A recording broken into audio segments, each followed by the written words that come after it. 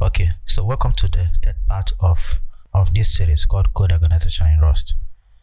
Now, let's take a look at how to use the super keyword and what it does. So we have a module here called products, or let's say you are building an e-commerce store. So you have a module and you decide to organize your code.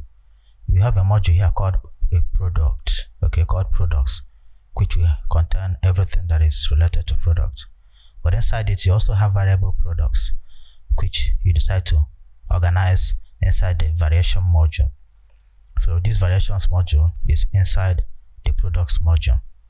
Now, outside of this whole module, we want to call getVariation, which is a function inside this variation module.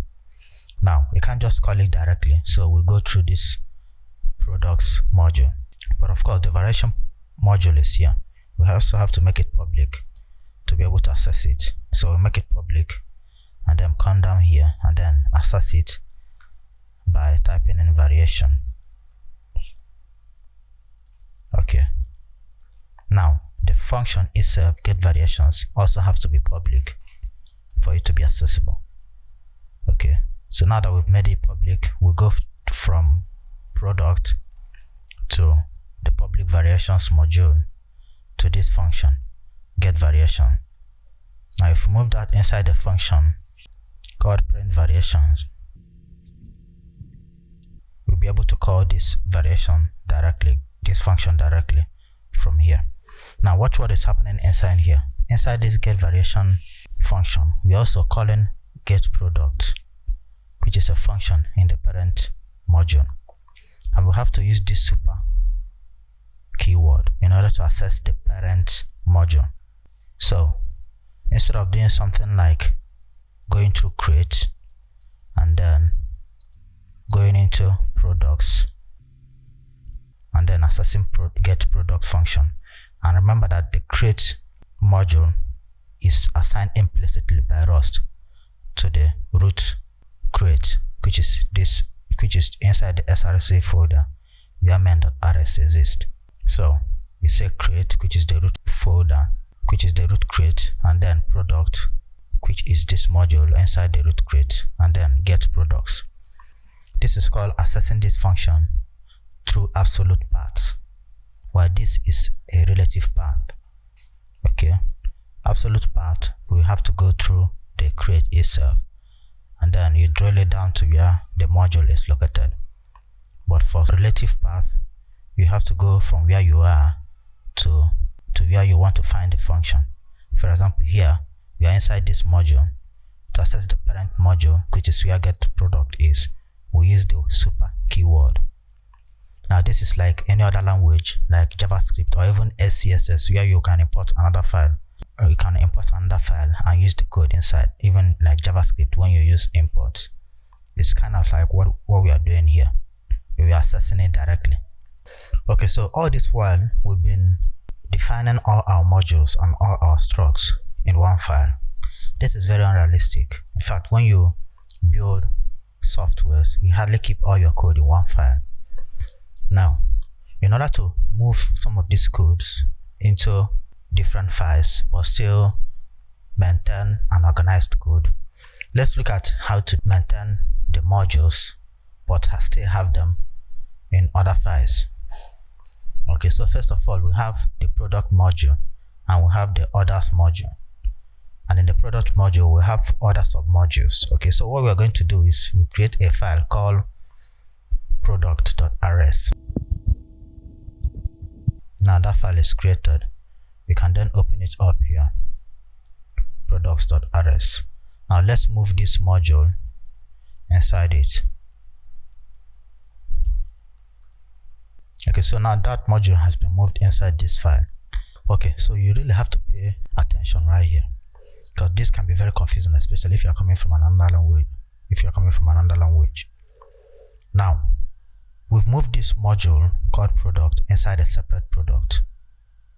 The first thing we have to do is to remove this top module declaration, because this file itself, we will now start treating it as a module of its own. So I'll just leave it there like this.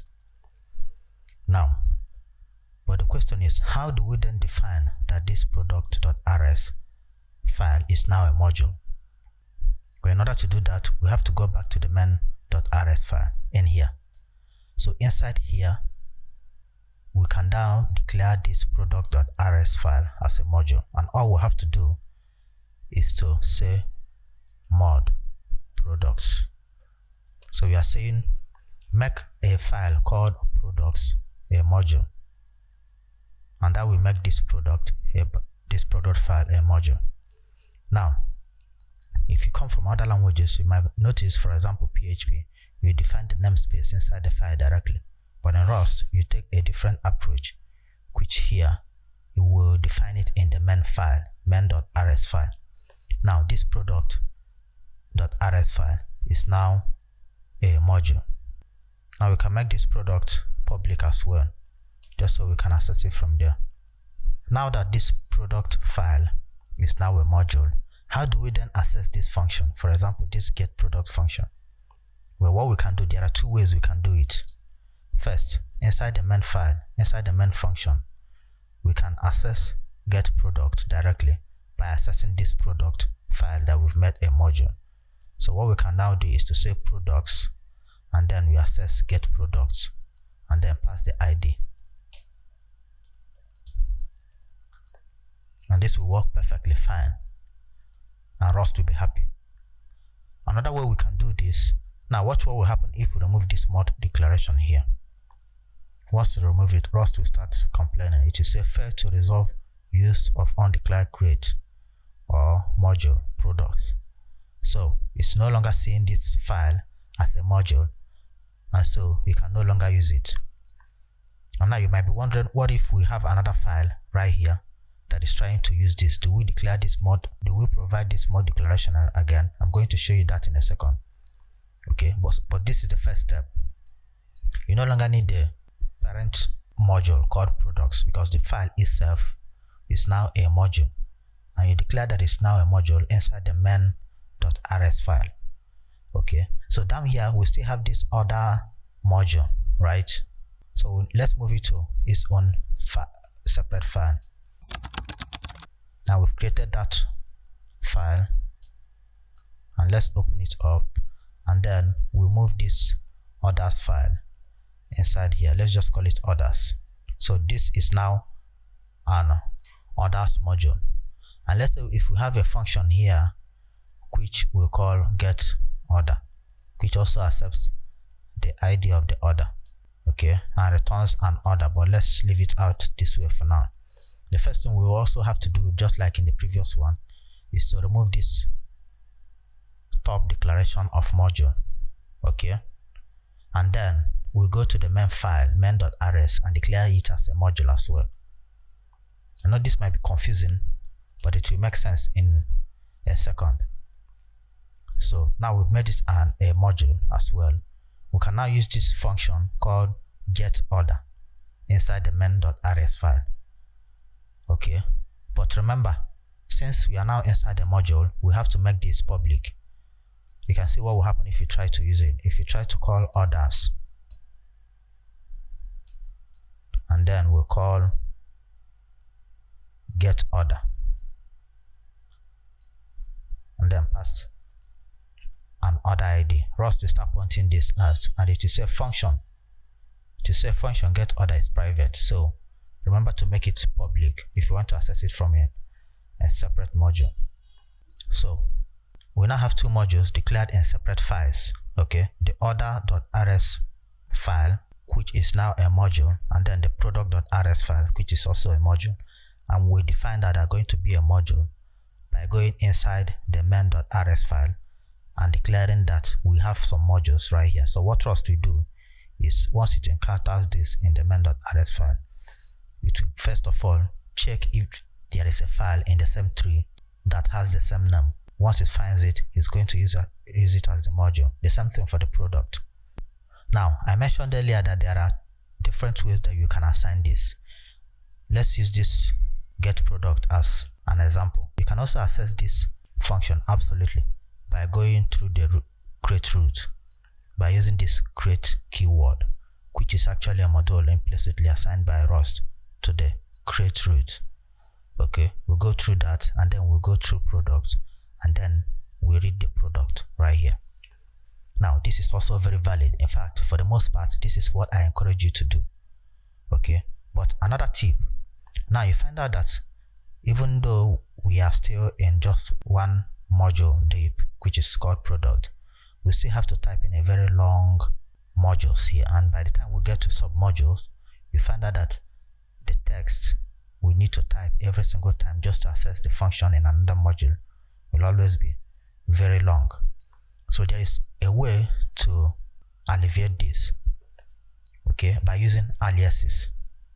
So, but first of all, let me show you what you can do.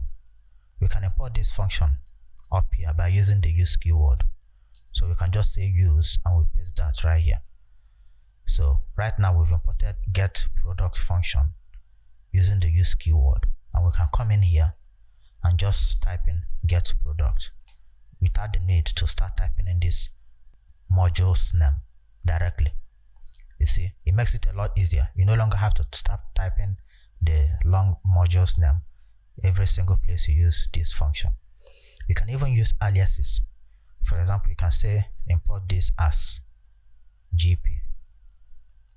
You have given this import, which is this function, an alias called GP, and then down here you can just type in GP, and this will still work. This goes a long way to shorten your code even more. Okay, I will still give you a few examples of this, but first of all, let's look at submodules. Now this might also be a little bit confusing, but I'm going to make it as simple as possible. Now let's say under the others module we have other submodules like tracking. If you're building an e-commerce store, you will need people to track your orders, but you want to organize the codes in modules as well. So you will need the submodules called trackers to be under the others module. So how do we do that? Well, the first thing we need to do is to start by defining a folder. Okay, we can create a folder here called others. Now pay attention that we are using the same name as the parent module. We want everything inside this others folder to have the namespace that will be children of this parent namespace, which will be the others. Okay, and let's say inside here we create a new file that we want to be the tracking modules. Okay, let's just call it tracking.rs. Now inside this file we can then go ahead and start defining our function. So we define a public function because we want it to be accessible from other modules, and let's call it track order. Okay, usually it will accept an order ID or an order object. Let's just call it order ID. Okay, we are not going to write the implementation, just the signature of the function for now. Now, how do we use this track orders submodule? First of all, how do we make this file a module? Because right now it is not a module. Well, what you have to do is just as for these ones in the root create, that we went into the main.rs file to declare them as module. Then for the submodules, we have to go to the file that has the same name as the folder to declare them as a module. And for this trackings.rs module that we want to make a module, is living inside this others folder. So we have to go to the same file that has the same name and then declare that this others folder we have tracking.rs as a module inside it. So while inside here, inside the others.rs file, we can now do the same thing we did in the main.rs file before, and then say mod tracking. By virtue of doing this, we've declared that trackings.rs is now a module. Okay, and from anywhere in the code, let's say if you are inside the main.rs, we can call get track order that is inside the tracking submodule from here, and let's see what we can do, how we can do that. The first way we can access that is to go through others, the others submodule, the others module, which is the parent module in this case, and then we access trackings. Okay, and then we access tracking order, track order. but there's going to be a problem here, but I'm going to show you why. Now see that Rust is saying that this module is private. That is because it's private, so we have to make it public. So we can go to tracking, and then but if you go to tracking, you find out that we no longer have the module defined here, just like we will do in other files. The module's name is not here directly. So what we have to do is to go wherever we declared it as a module, which is right here inside the orders.rs file, and we'll make it public. Now this module is now public. If you go back to main.rs file, that error is gone.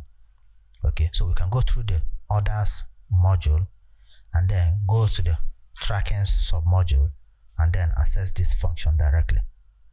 Okay, so tracking now is a submodule, but in order to make it a module, we have to go to the orders.rs file, which is a file that has the same name as the folder where tracking.rs is, and then define that it is a module, and then make it public so that it can be accessed from anywhere, just like here. And like in the previous example, you can just shorten this in many ways. First of all, you can just move this track order function and then import it, or just copy that and then import it using the use keyword right here. You use the use keyword, now it's imported. Can now come down here and shorten this by using the functions directly. Secondly, you can even create an alias for it by using, let's say, to. You say as to. I strongly advise against doing this anyway, unless you absolutely have to do that, because using the function's name directly is good enough and will make it a lot easier for you to read. If you start naming your files the imports this way, it will be hard for you to know what is going on in the code, and you have to keep looking at the use command, the use statements, in order to know which one is which. Okay, but you can do that if you want. You can now change this to to, and we'll still be calling the same folder. So now we've seen how to make a file a module. If it is in the root folder, you have to define that it's a module inside the main.rs file. But if it is in a subfolder that you want to make a submodule, you have to locate the parent module first, and then create a folder with the same module's name, like we did here by creating orders folder. And then you can now start creating the modules inside it. And then to make that file a module, you go to the orders file and define that it is a module. And since we are defining that it is a module here, automatically orders.rs file will become the parent submodule. Now, if we have another module here that we call refund, let's say you want to have some codes grouped here that will handle refunding users after they met their order if they need some refund. You also come down here. Remember to not define the mod refund here, because this is not where you will do it. Okay, just go ahead and start defining what you want. Let's say you want to say refund public function. You make it public so that it can be accessible. Refund, and then let's say you get the user ID that you want to refund, and maybe the order ID, and both can be I32.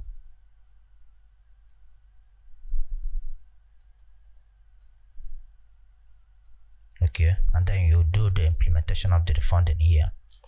Now this refund.rs, we need to make it a module, but it's going to be a submodule here. So what we can do is to go inside the file that has the same name as the folder, which is orders.rs, and define refund as a module. So we do the same thing. We use the pop keyword so that we can use this from every other file, and then we'll call it refund. Okay, so now Rust, when it gets to orders.rs, we know that there are two submodules, tracking and refund, and it will see them inside this folder. If you are in another folder, like inside products.rs, and you want to access refund, this refund function here, you can easily do that. All you have to do from the product.rs file is to call it directly, because you can do that. You can come inside here, and because you're inside here, and let me use this example to explain something. You can see that we are inside another module inside product, and we're even inside another module. We are now inside this function here. So we are inside another module and we are inside this function. Okay, first of all, how can you access get variation? Well, if you're in the main file, you can access get variation by going through the product module. Since we've already declared it as a product, we can then use it here. So coming down here, you can go through products, okay, and then you want to access the variations module, and then inside that variations module, we call get variations. Okay, very easy. You can even shorten this by importing them using the use keyword here and calling the function directly. Okay, now going back to what I was saying earlier, if you want to call this refund function from, let's say, product.rs while inside a new module, I will suggest you use absolute import, okay, or you access it absolutely by going through the crate. So this crate will represent the crate root, which is inside the src folder, which is where main.rs is. And then once you've accessed it, then inside main you have this product module that you've defined. Okay, you can go through that. So since refund is inside the others module, you have to go through the others module, and then through the others module you can then access this submodule called tracking, and then inside there you can then call track order, and then you pass the order ID. Okay, if you want to access refund, you can also do the same thing. You can go through order and then access refund, and then pass the values you want to refund. Very easy. Okay, so this is pretty much all you need to know about organizing your code in module and spreading them in different files in Rust. Okay, so I hope that helps you out. If you have more questions, go ahead and leave it in the comment description, or you can go to our website dailydoseofrust.perere.com and leave your comments. If you have some suggestion about new tutorials you would like me to make, drop it in the comment below so that I can go through that and then know how to prioritize the next tutorials I will make. Okay, so thank you for watching. Remember to like the videos, that helps me out a lot, and then subscribe so you get notified when I make new videos.